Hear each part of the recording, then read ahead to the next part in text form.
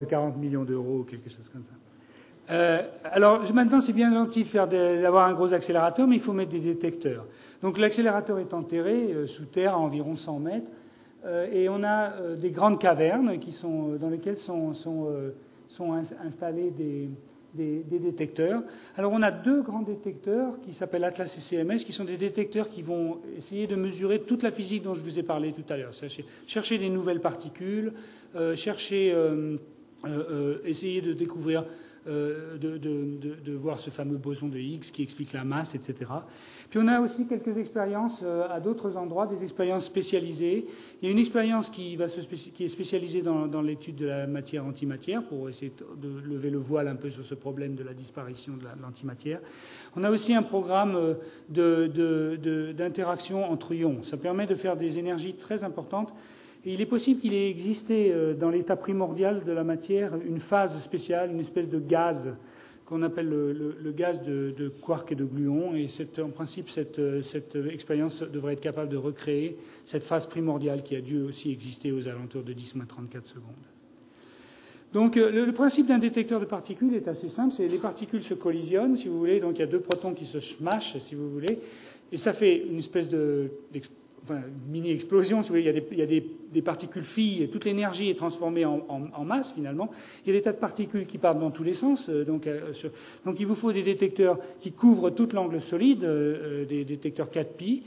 Et on a différentes couches qui permettent d'identifier les différents types de particules. Les couches, en général, servent à la fois à mesurer et à filtrer, de manière à dire, bah oui, ça c'était un électron, ça c'était un photon, ça c'était un neutron, ça c'était un proton, et puis après, en faisant des combinaisons cinématiques, parce que les nouvelles particules se désintégreront, on arrive à trouver s'il y avait des particules d'un type nouveau.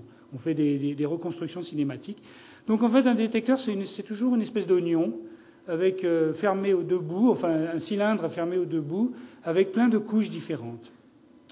Et donc qui permet de voir les gammas, les électrons. Et puis, par exemple, une particule très importante, c'est ce fameux muon, qui est un électron lourd, qui traverse très facilement la matière. Donc, en général, il est mesuré sur la dernière couche. Le taux d'interaction est très intense. En fait, on aura 1 milliard d'interactions par seconde. Donc, c'est énorme. Et donc, vous pouvez imaginer que l'électronique qu'il doit y avoir derrière, parce que tout ça, tous les détecteurs, à la fin, c'est de l'électronique. Et il faut énormément, comme vous voulez avoir les particules une à une, il faut une granularité, c'est-à-dire une finesse extraordinaire. On aura environ 1000 particules qui seront émises à chaque collision. Donc il y a une collision tous les 25 nanosecondes. Évidemment, on a beaucoup de radiation parce que ces collisions se produisent de la radioactivité. Et donc, on a été obligé on travaille maintenant comme le spatial ou comme le nucléaire, finalement. On est obligé d'utiliser des électroniques durcies. Comme l'énergie est élevée, on est obligé d'avoir une grande taille pour pouvoir absorber toutes les particules, mais ça ne dispense pas de précision, car certains éléments au centre du détecteur ont une précision de 10 microns. Donc vous avez à la fois des détecteurs qui sont énormes, qui font peut-être 40, vous allez en voir un qui fait 40 mètres de long, mais il a une précision de 10 microns quand même, au moins localement, si vous voulez. Et en fait, on peut considérer que les détecteurs, ce sont des gigantesques caméras qui ont environ 100 millions de pixels, il y a environ 100 millions de canaux d'électronique, et qui prennent 40 millions de photos par seconde. Voilà ce que c'est qu'un détecteur de physique des particules. Donc ça vous donne une idée de ce que c'est. Et alors le problème, c'est qu'on n'est évidemment pas du tout capable de stocker toute cette information. Parce que si vous preniez, vous savez combien ça vous prend déjà une photo à 10 mégapixels. Donc si on devait stocker cette information, en quelques secondes, on aurait rempli tous les disques, évidemment. Donc il faut qu'on filtre. Il faut qu'on filtre les 40 millions d'interactions par seconde, de manière, parce qu'on est capable d'en stocker sur nos ordinateurs qu'environ 200 par seconde. Donc il faut qu'on gagne un facteur 10 000 ou quelque chose comme ça, et même plus, un facteur 100 000, et il faut qu'on gagne un facteur en ligne, de manière, et il faut qu'on n'ait pas jeté, si vous voulez, on va recevoir 40 millions d'événements par seconde, on doit très vite les analyser et garder les 200 qui nous intéressent, sans jeter celui qui est intéressant. Donc on cherche une aiguille dans une botte de foin, et il faut avoir un filtrage extrêmement rapide. Donc vous pouvez imaginer que les technologies, à la fois d'électronique et d'informatique qui sont là derrière, sont évidemment très poussées. Donc voilà un des détecteurs. Alors, je n'ai pas le temps de montrer tout. Ça, c'est la synoptique, enfin, d'un des détecteurs le plus gros, en fait, celui un des détecteurs qui est capable de mesurer tout, en principe. Donc vous voyez, il fait 46 mètres de long. Vous avez la taille d'un homme là à côté, là tout en bas, là, un petit humain. Donc ça fait 46 mètres de long, 24 mètres de diamètre.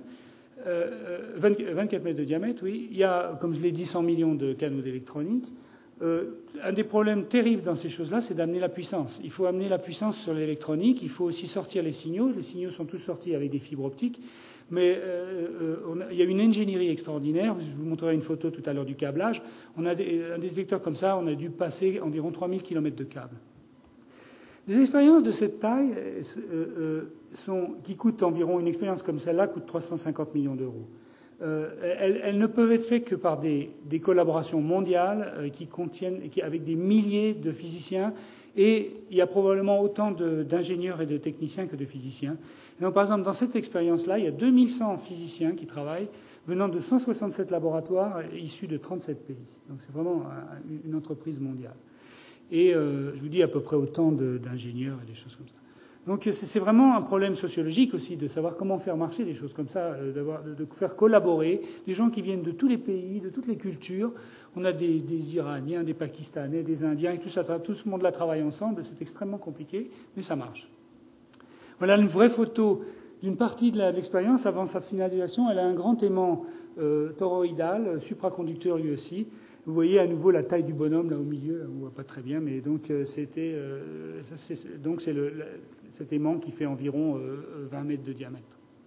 L'autre expérience qui est CMS est un peu différente, elle est plus compacte, mais elle est plus lourde. Elle a aussi 100 millions de canaux d'électronique, à peu près aussi 2000 physiciens, pareil 175 labos, 38 pays.